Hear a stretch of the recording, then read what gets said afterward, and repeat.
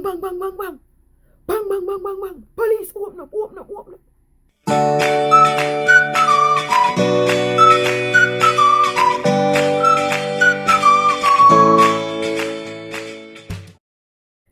Hello everyone and welcome back to my channel.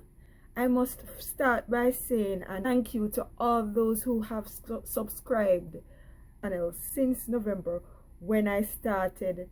I gave a challenge to myself that by the end of November I'd like to have 100 subscribers. So yes!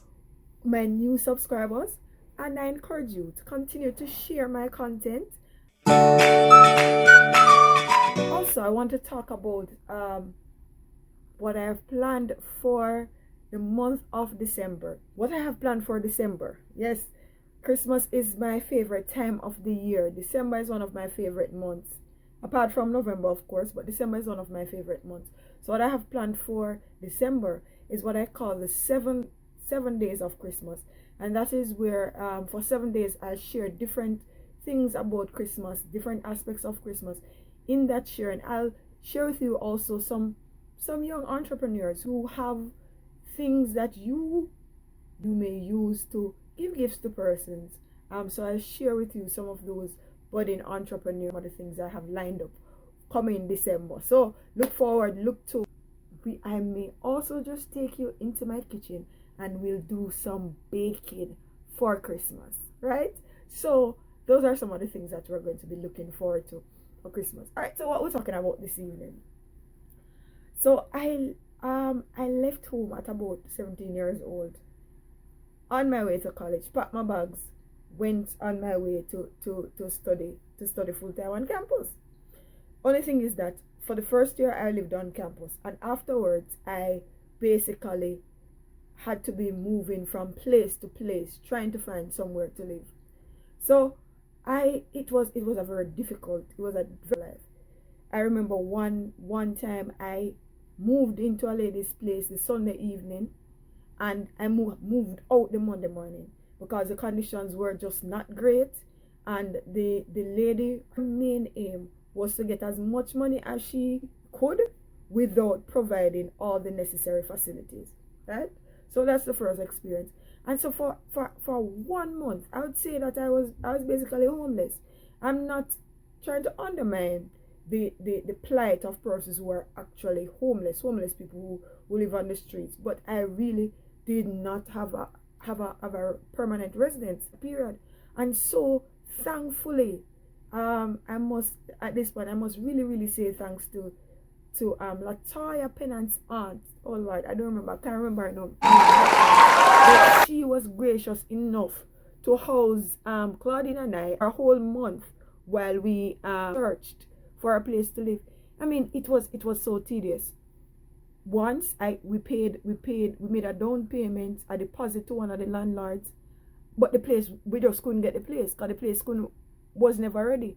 So we kept going back. We gave the deposit and he would say, okay, the place will be ready next week. When we went next week, it was just a moving target, and that place was never ready.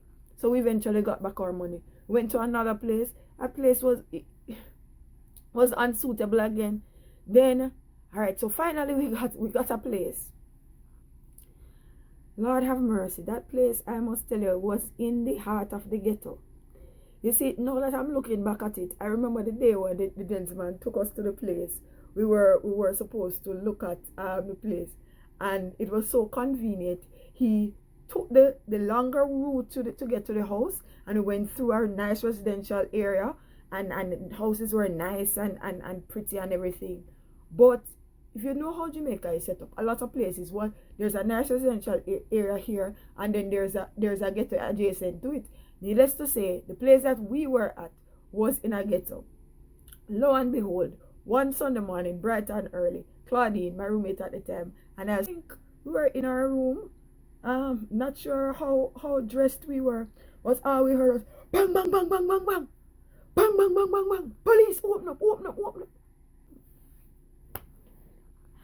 Needless to say, we were like, police? What? Anyway, I don't think we were fully dressed, so we got dressed quickly and then we opened up the door. Yes, we were there, and we were met by two policemen bright and early in the Sunday morning, fully dressed, guns, everything, right there and then. Said they came for a search. So needless to say, we were very confused. A search? But anyway, the landlord was there with them and telling them, no man, they're my tenants.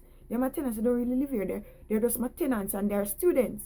So I mean, don't search them. So we were why man tell us it? We were mortified. We were really frightened. But anyway, I must say the police, I guess when they opened the door and they saw us, our innocent faces, I guess the guards were down, and we didn't look threatening in the least. We didn't look threatening at all. So they started to ask some questions and talk to us, like to basically ascertain if we were really students and all of that. And based on that, they did not proceed with the search, because it was revealed that we were actually students and we were actually renting. But I mean, that was so traumatic. And I mean, I remember even one of the times when I went to Clarendon for the weekend, and my father took me up after my weekend in Clarendon, and he was seeing the place for the first time, and his comment was, you're not planning to come back here to live next year? And I was like, well, because I really didn't have a suitable answer. But needless to say, finding accommodation was very hard, and there are some persons who were very heartless, right? So I really and truly, I didn't know why the police chose to come and do a search at the place. Not saying I don't know if the landlord was involved in anything illegal. I really don't know. All I can tell you was from my perspective that it was a very uncomfortable situation, and I've never experienced anything like that in my life, and God forbid that I ever experience anything like that again. What did I learn from my experiences moving up and down, basically being homeless for part of the time? At that time, it was that at that age I decided, no, I had to be a landlord.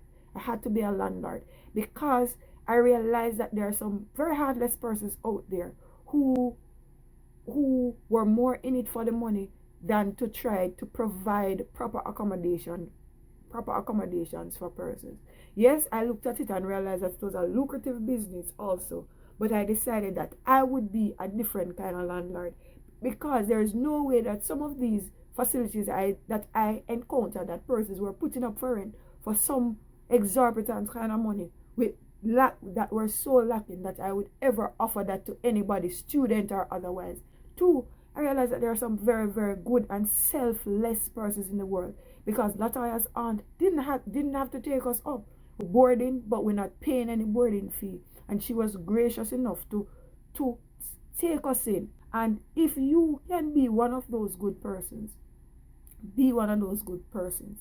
And if you have benefited from any of those persons who have a good and a gracious heart, always be grateful, always be thankful. Third lesson, you see, if you have a comfortable roof to lay down under each night, and you have a comfortable space that you can call home, it doesn't have to be your own.